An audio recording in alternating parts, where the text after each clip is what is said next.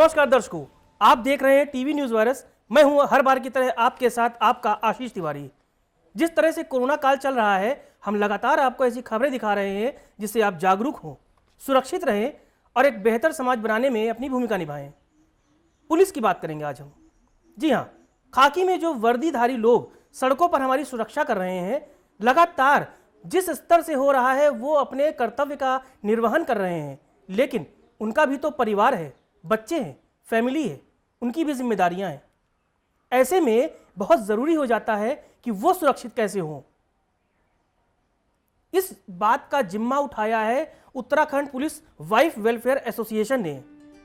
DGP Ashok Kumar ji जिस तरह से लगातार सक्रिय हैं, उत्तराखंड में लगातार वो पुलिस परिवारों के लिए नए नए फैसले कर रहे हैं, मीटिंग्स कर रहे हैं और ये बता रहे हैं कि जिम्मेदारियों के संग सुरक्षा बेहद ज़रूरी है।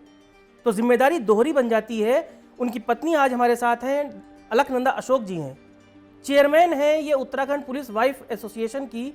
ये वेलफेयर एसोसिएशन काम कर रहा है पुलिस परिवारों के लिए। हम आज बात करेंगे कि किस तरह से ये एसोसिएशन स्टेप उठा रहा है पुलिस परिवारों के लिए। मैडम, स्वागत है आपका टीवी न्यूज़ वायरस में। हम लगातार देख रहे हैं जिस तरह से डीजीपी साहब लगातार पुलिस परिवारों के लिए चिंतित थे। कुछ दिनों से आपने भी अब इनिशिएटिव लिया है, कुछ बड़े फैसले किए हैं और कुछ अलग करने जा रही हैं। दर्शक ये जानना चाहेंगे कि पुलिस परिवार को सुरक्षित कैसे रखा जाए। आपने ये बहुत ही अच्छा प्रश्न किया और मुझे बड़ा अच्छा लग रहा है आपसे आज इसके संबंध में बात करते हुए। पुलिस हम लोग, मुझे खुद से ये फील हुआ कि हम लोगों के जितने भी पुलिस कर्मचारी हैं वो लोग फ्रंट लाइन वर्कर्स की तरह काम कर रहे हैं और जब वो लोग थक हार कर अपने घर पर पहुंचते हैं, इन लोगों को तो अब सरकार ने डबल डोज इंजेक्शंस करा दिए हैं तो वो कुछ हद तक सुरक्षित भी हो गए हैं, किंतु जब वो अपनी इतनी हार्ड ड्यूटी करके, क्योंकि उनको ये पता भी नहीं होता कौन कोरोना पेशेंट है, किसको वो डील कर रहे हैं, किसकी वो सहायता कर रहे हैं, किसको वो हॉस्पिटल पहुंचा रहे हैं। हॉस्पिटल पहुंचने के बाद ही इस सब चीज़ों का पता लगता है कि वो कोरोना के पेशेंट हैं।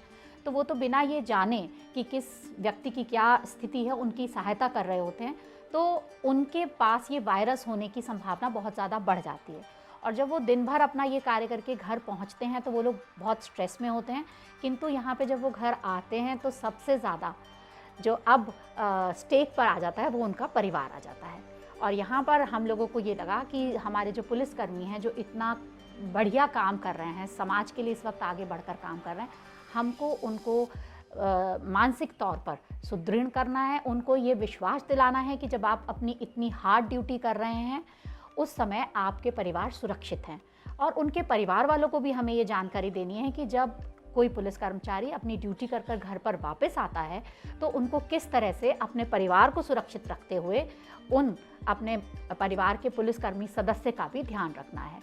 तो इन्हीं सब चीज़ों को मैं सोच रही थी, बहुत दिनों से सोच रही थी। और अब तो आप जैसे देख भी रहे हैं कि कोविड की स्थिति बहुत भयंकर होती जा रही है और इसमें बहुत दुष्परिणाम भी हमारे सामने आ रहे हैं। तो मुझे ये लगा कि हमें इस वक्त बिल्कुल हाई टाइम है कि अपने पुलिस के परिवारों को, बीइंग डीजीपीज़ वाइफ, मेरी ये ड्यूटी बनती है कि मैं उन लोगों को इतना विश्वास दिलाऊं कि हम आपके साथ खड़े हैं और हम सब लोग मिलकर अगर इसमें काम करेंगे तो हम ये कोरोना के विरुद्ध जंग ज़रूर जीतेंगे और अपने किसी भी कर्मचारी का या उसके परिवार के सदस्यों का किसी भी तरह का नुकसान कम से कम होने के लिए अपना सहयोग देंगे। अच्छा, जिस तरह से head of the police family आप हैं, दिन भर कई तरह की फीडबैक आपको सर से मिलती होगी, क्योंकि डीजीपी साहब पास दिन भर फ़ोन गनगनाता रहता है। पत्रकार होने के नाते हम लोग भी इस चीज़ को जानते हैं, जिम्मेदारी बड़ी है और वो खुद भी इनिशिएटिव लेते हैं। जिस तरह से व्हाट्सअप और सोशल मीडिया में वो सक्रिय हैं, किस तरह का फीडबैक डीजीपी साहब आप तक पहुंचाते हैं ताकि आप उन परिवारों तक पहुंच सकें? हाँ, ये आपने बिल्कुल सही कहा, क्योंकि हम लोग ऑफिस से आने के बाद काफ़ी समय साथ बिताते हैं और ये लोग ये दिन भर की जो भी विशेष घटनाएं या दिल को छूने वाली घटनाएं होती हैं वो मुझसे बहुत शेयर करते हैं। तो सर भी इस चीज़ को लेकर बहुत ज़्यादा चिंतित हैं कि पुलिसकर्मी जो अपनी ड्यूटी पर हैं वो काफ़ी बड़ी उसमें संक्रमित हो रहे हैं। मैं भी पुलिस लाइन में जाकर पुलिस परिवारों की महिलाओं से मिलती रहती हूँ। उनके साथ हम लोगों ने पिछले दिनों जब कोविड थोड़ा सा कम था तो हम लोगों ने कुछ मीटिंग्स भी करी थी और उस मीटिंग को करने का मेन उद्देश्य यही था कि जब हमारा पुलिस कर्मचारी घर से दूर रहकर ड्यूटी करता है तो उनके परिवार की महिलाएं हमसे जुड़ सकें और उनकी एब्सेंस में अगर उनको किसी भी चीज़ की आवश्यकता है तो वो खुलकर हमें बता सकें, जिसमें हम उनकी सहायता कर सकें। और मुझे कई बार बड़ी प्रसन्नता होती है कि हम लोगों की उस तरह की जो छोटी छोटी मीटिंग्स हमने करी, जिसमें हम लोगों ने उन्हें कोरोना के बारे में बहुत जानकारी दी, कोरोना के जो नियम हैं, सोशल डिस्टेंसिंग, मास्क पहनना, सैनिटाइज़ करना, बच्चों का किस तरह से ख्याल रखना, उनकी बहुत सारी इस तरह की हम लोगों ने एक्टिविटीज़ कराई, छोटी-छोटी उनको वीडियोस दिखाई कि हम लोग इस कोरोना के टाइम में कैसे स्ट्रेस फ्री रहें। ये सब चीज़ें बहुत ज़्यादा अब काम आ रही हैं। सर को तो लोग फ़ोन करते ही हैं, मुझे भी डायरेक्टली बहुत सारे लोग कॉल करते हैं और मुझे ये लगता है कि अगर प्रभु ने हमें इतना सक्षम बनाया कि हमें उनकी सहायता करनी चाहिए और उनकी आशा है कि हम उनको किसी तरह की सहायता कर सकते हैं, तो हमें ज़रूर करना चाहिए। इन्हीं सब चीज़ों को ध्यान में रखते हुए हम लोगों के मन में ये आया कि हम लोगों को अपने पुलिस परिवार, क्योंकि वो फ्रंट लाइन वर्कर्स हैं, उनके परिवारों के लिए और उनके लिए विशेष कुछ एक कार्य योजना बनानी चाहिए। अच्छा, बीते दिनों आपने मीटिंग की है और कई बड़े फैसले किए। जी। वो फैसले ऐसे हैं कि आइसोलेशन वार्ड हो, ऑक्सीजन की सप्लाई हो या कैंटीन बनाने की बात हो, जो छोटी छोटी चीज़ें परिवार के लिए बहुत ज़रूरी होती है। जी। क्योंकि पुलिस के जो कर्मी हैं वो सड़क पर ड्यूटी निभा रहे हैं, उनका परिवार घर पे है। जब पुलिसकर्मी घर वापस जाता है तो उसके मन में एक डाउट होता है कि बिल्कुल। कहीं अपने संग वो अनहोनी न लेके आ रहा हो। बिल्कुल। तो आप किस तरह से उन परिवारों से मिल रही हैं, किस तरह से उन्हें अवेयर कर रही हैं? हाँ, हम लोगों ने जैसे कल भी एक ऑनलाइन मीटिंग करी थी और उसमें सारे ज़िलों के जो एसएसपी हैं उनकी पत्नियां भी थीं और हमने स्पेशली एक नोडल ऑफिसर बनाया है जो कोविड के समय में, विशेष रूप से कोविड के समय में वो कार्य करेंगे और परिवारों की सहायता करेंगे। इस मीटिंग के माध्यम से भी हम लोगों ने यही कहा कि आप छोटे छोटे ग्रुप्स बनाइए, व्हाट्सएप ग्रुप्स बनाइए, महिलाओं से, परिवार से बातें करते रहिए, उनकी समस्याओं को सुनते रहिए, क्योंकि आजकल लॉकडाउन के दौरान या कर्फ्यू के दौरान जब फैमिली एक छोटे से घर में, हम लोगों के यहाँ जो ज़्यादातर पुलिस कर्मचारी हैं उन लोगों के या तो 1 रूम सेट है, घर है, या मैक्सिमम 2 रूम्स का घर है। उसमें अगर किसी एक व्यक्ति को अगर हो जाता है कोविड, तो आइसोलेशन की भी बहुत बड़ी समस्या सामने आ रही थी। आप बाकी परिवार को कैसे बचाएंगे? उसी में उसके माता पिता भी रह रहे हैं, उसके बच्चे भी रह रहे हैं। तो सबसे पहले तो ये कदम उठाया गया, इसको डीजीपी साहब ने खुद ही इसका इनिशिएटिव लिया कि हर एक पुलिस लाइन में हम लोगों ने 10 रूम्स का एक वार्ड, प्राइमरी जो प्राथमिक चिकित्सा के तौर पर या आइसोलेशन सेंटर के तौर पर एक वार्ड की स्थापना कर दी गई, जिसमें ऑक्सीजन सिलेंडर्स भी रख दिए गए हैं कि यदि आवश्यकता हो तो प्राइमरीली उनको वो दे दिया जाए और उसको तुरंत हम लोग किसी बड़े अस्पताल में शिफ्ट कर दें। तो इस व्यवस्था के अंदर अगर किसी भी परिवार के किसी भी सदस्य को अगर इनिशियल कोविड के सिम्टम्स जैसे खांसी, जुकाम या बुखार टाइप का कोई भी सिम्टम आता है, तो क्योंकि घर छोटे हैं तो उस परिवार को और परिवार के मतलब सदस्य को या कर्मचारी को तुरंत आइसोलेशन वार्ड में शिफ्ट कर दिया जाता है। तो कम से कम वो इतना निश्चिंत हो जाते हैं कि अब उनका परिवार सुरक्षित है। दर्शकों, जिन लोगों को ये पता है कि खाकी में कर्तव्य निभाने वाले पुलिसकर्मी सख्त होते हैं, कभी कभी उनका लहजा भी सख्त हो जाता है, उनको उत्तराखंड की मित्र पुलिस से ये सीखने की ज़रूरत है कि किस तरह से संवेदनशीलता के साथ पुलिस परिवारों के साथ साथ समाज की सुरक्षा तब की जा सकती है जब समाज विपत्ति में हो। अब हम एक व्यक्तिगत सवाल करेंगे। मिसेस डीजीपी हैं अलकनंदा अशोक जी, बड़ी संवेदनशीलता के साथ, बड़ी गंभीरता के साथ ये पुलिस परिवारों के लिए काम कर रही हैं। एक सवाल बनता है कि अपने घर को कैसे ये सुरक्षित रख रही हैं। मैडम, बड़ा सवाल है कि आप पुलिस के परिवार के बारे में सोच रही हैं, उन परिवारों की सुरक्षा की सोच रही हैं। आपके घर में तो पुलिस परिवार के हेड रहते हैं, हाँ, दिन भर वो ड्यूटी करते हैं, घर आते हैं। आपके घर में सुरक्षा का जो चक्र है, आपने जो चक्रव्यूह बनाया है, दर्शक जानना चाहेंगे कि वो क्या है? नहीं, देखिए, आपने ये बहुत अच्छा प्रश्न पूछा और उसी के एक्सपीरियंस से ही मैं पुलिस परिवारों के लिए भी इतना सोच रही हूँ, क्योंकि सर जब घर आते हैं और इनको तो काम का इतना पैशन है, इनको लगता है कि इनके ऊपर जो जिम्मेदारी है उसको इनको पूरी तरह से निभाना चाहिए, पब्लिक के लिए अवेलेबल होना चाहिए, ऑफिसर्स के लिए भी अवेलेबल होना चाहिए, किसी की कोई दिक्कत है उसको भी सॉर्ट आउट करना चाहिए। तो हम इनसे हमेशा यही कहते हैं कि इनको अपने आप को बहुत सुरक्षित रखना है, क्योंकि जब घर में आते हैं तो बच्चे वगैरह सभी इस वक्त तो लॉकडाउन की वजह से साथ ही हैं, बट सर भी इसका बहुत ध्यान रखते हैं और हम आके वो सबसे पहले अपने कपड़े वपड़े बदलना और उसके बाद हाथ मुंह धोकर फिर ही वो इंटरेक्ट करते हैं। तो थोड़ा सा तो कॉशियस रहना पड़ता है, हम लोग भी इन सब चीज़ों का ध्यान रखते हैं। अगर मान लीजिए कभी कोई भी छोटी मोटी सिम्टम अगर दिखाई भी देता है तो वो जैसे कई बार होता है कि मौसम बदल रहा है, थोड़ा सा जुकाम वो हो होता है गया, रूटीन में। कभी थोड़ा बहुत भी हुआ तो वो उसी वक्त तुरंत आइसोलेट भी कर लेते, बट 1-2 दिन में ठीक है तो कोई दिक्कत ही नहीं है। मतलब इस तरह का भी कुछ लकीली टचवुड नहीं हुआ। 2 वैक्सीनेशन भी सर को लग गए हैं और हमें भी वही लगता है कि वो जब अपना इतना समय दे रहे हैं तो हम लोगों को पीछे सपोर्ट की तरह रहना चाहिए। तो इसी सब सोच के साथ ही हमने ये उपवा का भी काम शुरू किया।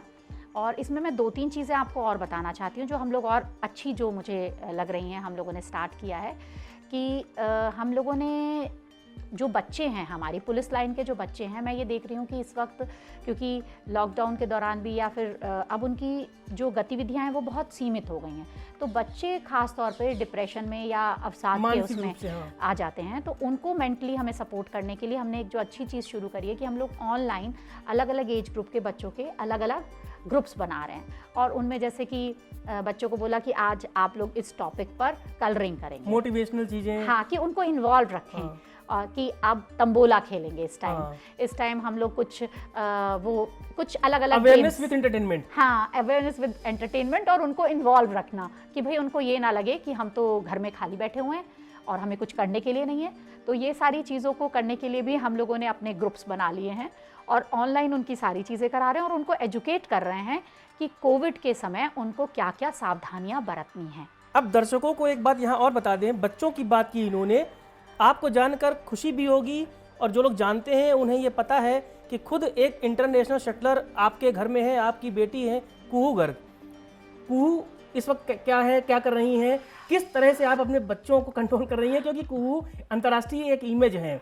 नहीं, बिल्कुल आपने सही कहा और उसके लिए तो ये पिछला साल थोड़ा मतलब उस अच्छा नहीं बीता, क्योंकि उनको जो लोग खेलते हैं इतने ऊंचे स्तर पर खेलते हैं और पिछले साल सवा साल भर से कोई भी उनके टूर्नामेंट नहीं हो रहे हैं, तो उनको देखकर, बच्चों को देखकर हमें लगता है कि थोड़ा उनके मन में भी फ्रस्ट्रेशन आती है। उन लोगों को ये लगता है कि जाती हैं, हाँ, यहीं पर ही बाहर लॉन में ही अपना जिम भी कर रही होती हैं। उनकी वही मैं देखती हूँ लगन उनकी कितनी है।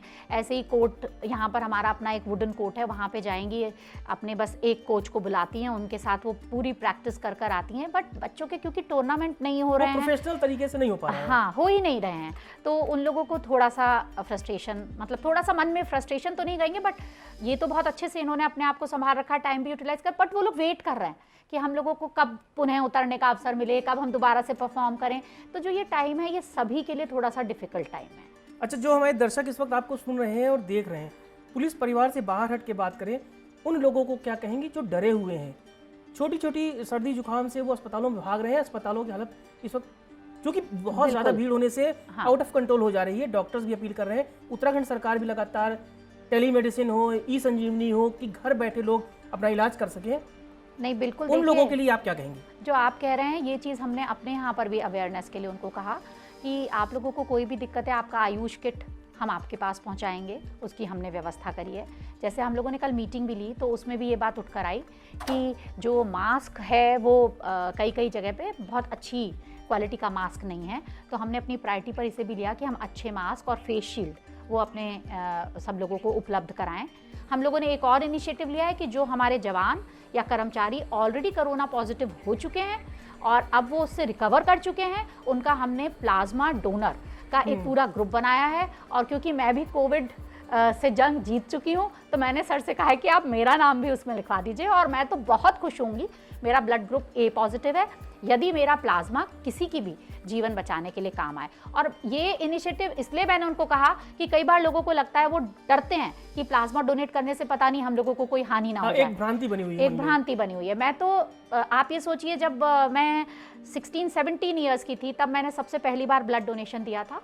मेरी मदर के लिए ही ब्लड चाहिए था और तब से मैं लगातार कुछ कुछ समय अंतराल पे ब्लड डोनेट करती रहती हूँ। इसलिए मुझे तो ये खुशी होगी कि अगर मैं किसी की भी जान बचा सकती हूँ तो मैं अपने आप को वॉलंटियर कर रही हूँ और हो सकता है कि मेरे इस इनिशिएटिव को देखकर बाकी लोगों को भी ये बल मिले कि प्लाज्मा डोनेट करने से हमें कोई हानि नहीं है, हम किसी का जीवन रक्षा कर सकते हैं। दर्शकों, ये थी अलकनंदा अशोक जी, बड़े ही साफ मन से और बड़े ही दरियादिली से इन्होंने ये बात कही कि किसी को अगर प्लाज्मा की ज़रूरत है तो वो खुद तैयार है इस बात के लिए कि ए पॉजिटिव दे सकती हैं वो। लेकिन सवाल यहाँ ये खड़ा होता है कि जिस तरह से पुलिस परिवार के लिए पुलिस के मुखिया और उनकी पत्नी खड़ी हैं, क्या हम अपने समाज में अपने अड़ोस पड़ोस के लोगों के लिए भी खड़े हैं? अगर हम एक दूसरे की मदद करने को खड़े हो जाएं और एक दूसरे का हाथ थाम लें, तो न सरकार की तरफ हमें देखने की ज़रूरत पड़ेगी और न संसाधनों का हम अभाव का रोना रोएंगे।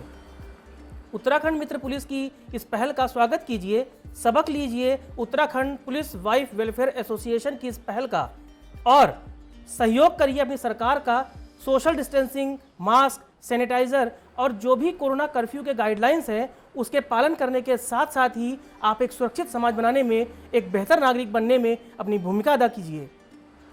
ये टीवी न्यूज़ वायरस आपको समय समय पर जागरूक करता है। उसी कड़ी में ये खास इंटरव्यू आपने देखा। हमारी ज़्यादातर खबरों को आप newsvirusnetwork.com पर भी जाकर देख सकते हैं। साथ ही साथ हमारी खबरों को शेयर कीजिए, लाइक कीजिए और ऐसे जागरूकता वाले संदेशों को ज़्यादा से ज़्यादा लोगों तक पहुंचाइए। आशीष तिवारी को दीजिए इजाज़त। नमस्कार।